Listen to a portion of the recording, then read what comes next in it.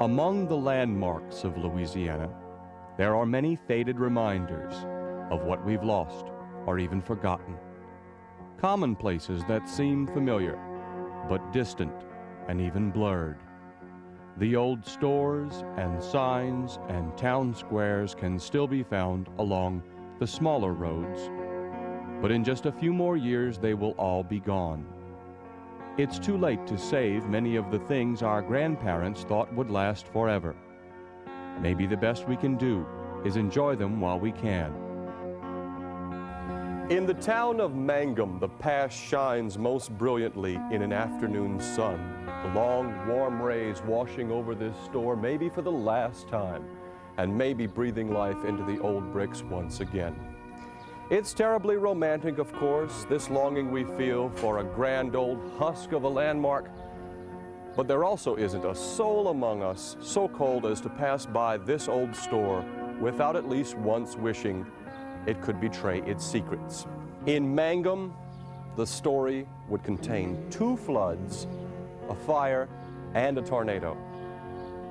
We have a few examples, a few for instances, of places we are saving, places that are dying, and places we should all miss dearly. People and places in this program, and stories of lost Louisiana.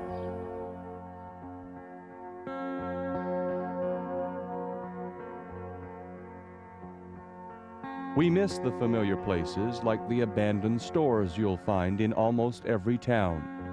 Rayne had an old store, really an old friend, of 100 years. It closed in 1990. A big department store with everything in it, so it makes it kind of bad. President Mervine Kahn.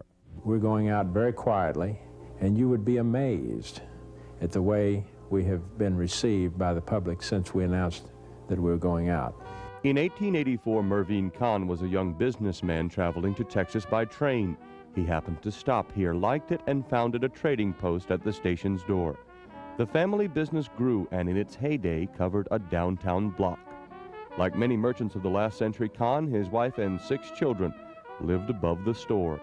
All the families of Rayne grew with Mervine's until it became the Sears and Roebucks of central Louisiana. Longtime manager Barney Foreman.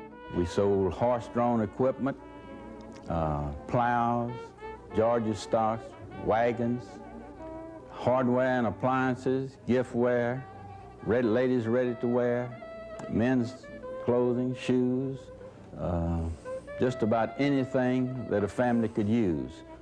And I've really enjoyed it, and we're like a family over here. People of the area got to know this store as their store.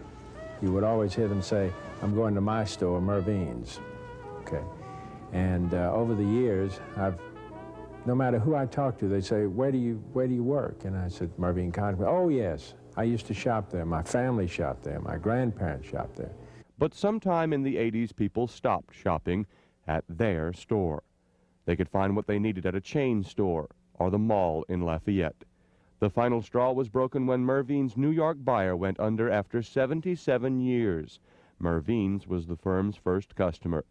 The goods were trimmed down to what could fit in the original 1884 sales floor. But in its time, what a marvel to behold the pneumatic tube accounting system of genius simplicity.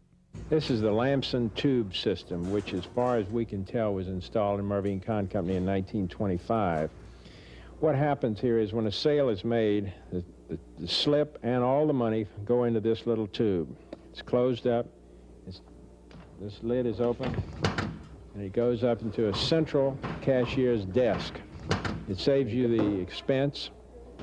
It saves you all the problems that you get with a individual cash register. Everything goes to one central point, and it's very, very quick. Here it comes back down. The store, like so many landmarks, quietly faded. Like so many landmarks, it will someday be forgotten.